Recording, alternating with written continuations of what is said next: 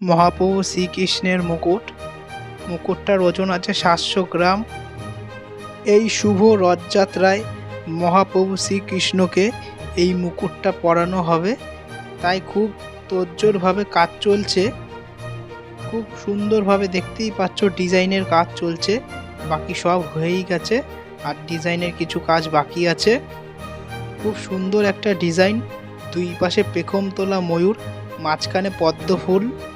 ময়ূরের বডিতে ঝালট কাটিংয়ের কাজ চলছে। সুন্দর এই ময়ূরের মধ্যে মিনার কাজ, এক কথায় অনন্ত সুন্দর।